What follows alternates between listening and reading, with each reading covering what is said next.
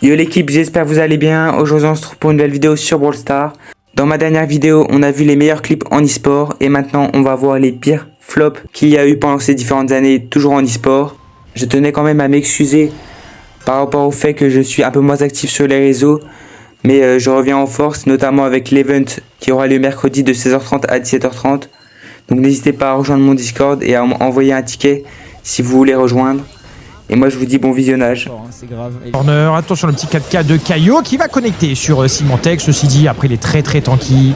Il n'y a pas de souci là-dessus. Et le stun d'Edinho pour aller chercher le kill sur Lucky. On va punir tout de suite. Attention, ils sont en 2 contre 1. Le stun peut-être sur Boss, ça va pas connecter. Est-ce qu'il y a assez de dégâts? Il y a assez de dégâts. Oh là là, Lucky qui réussit à récupérer le ballon sur la zone et derrière on envoie lourd. Ce sera fini. Ce sera fini. Est-ce que je l'ai jinx suffisamment? Je sais pas, on va voir. C'est bien, on a réussi à prendre un kill. La BA qui est low, très bon kill de Boss, mais ça devrait pas. Oh quoi? Non, c'est pas possible. Mais quoi? Mais là c'est très dur. Pioneers, un des deux seuls représentants de l'Amérique Carlos, et le premier kill de cette game, de ce match sera pris finalement par Boss sur son 1v1 face à Bell, et encore une fois ça démontre son talent sur le perso, et c'est Bess qui comme à son habitude repart sur 2 pouces rouges, 2 kills, 3 kills, déjà 3 kills à 0 hein. Évidemment c'est pas l'objectif les kills dans ce mode de jeu, mais voilà ça montre un petit peu la domination quand même sur les fights.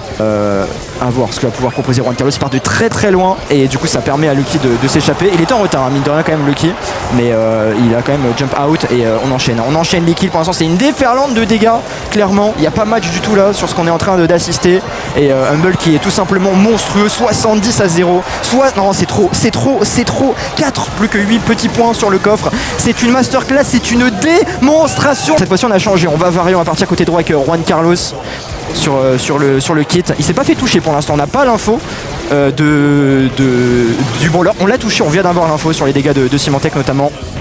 Et cette fois-ci très bon timing. Lucky cette fois-ci s'y attendait. Son gros coup allait faire que ça allait one shot la Belle en face, la toile d'arcade qui est mise. Et pour l'instant un petit pourcent seulement. Voilà la game qui est un tout petit peu plus disputée on va dire sur le D-Bell. Et du coup Boss qui décide de débouler la lane avec son Colt et qui part côté droit, et c'est une excellente solution. Ils vont se retrouver à 3 sur le coffre, l'intervention de Rakanos, mais il pourra rien faire.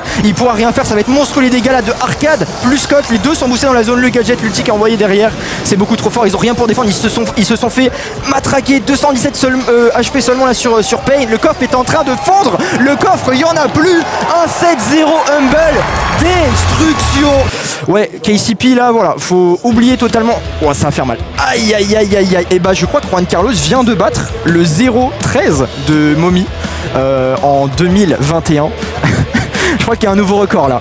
qui va avoir l'avantage en late game, sachant qu'il y a un hypercharge de Chester mais sans super pour l'instant qui est présent, un hypercharge de Jackie mais sans super également. Il va le claquer dès maintenant, il doit pas être si loin de l'avoir. Il essaye de dodge la TP in de Luffy, peut-être le gris qui a été envoyé côté de Zeus. On est sur le point de passer en 3 contre 2, peut-être Caillot, il va falloir claquer cette hypercharge ulti en défense. Il n'a pas d'autre choix, ça va être envoyé sur Luffy, ça n'a pas du tout connecté, et de l'autre côté on vient se projeter côté RBM pour aller chercher ce balai, mais ce ballon n'est toujours pas touché par les mains des tribes. Edinho le respawn, il est au centre de l'attention. Luffy peut tenter un tir ulti, bien sûr le champ est ouvert, tir ulti, non c'est raté, c'est sur le poteau, c'est pas possible. Il avait 10 minutes pour tirer, il s'est précipité, il a trouvé le montant.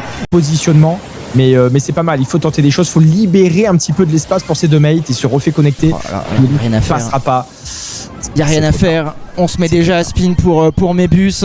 Et ils sont arrêtés de jouer, ils se sont arrêtés de jouer, ils savent que c'est terminé. Ils n'ont désormais plus leur destin entre leurs mains pour la qualification à la Coupe du Monde. Ils sont pas encore au OLCQ, mais en tout cas ils ont plus leur destin entre leurs mains. Les Novos pendant ce temps-là, Inner Circle. Un petit peu le même hein, que sur la première game. C'est très bien fait le renvoi des dégâts de la part de Luffy. Et le nez encore à corps des deux adversaires. C'est un double kill. Et il reste plus que RBM, triple kill. Yoshi la passe sur Joker. Et les amis, on est déjà revenus. C'est pas... Joker. Non, c'est pas possible. Qu'est-ce qu'il a fait? Pas comme ça. Il faut se reset mental, c'est pas grave.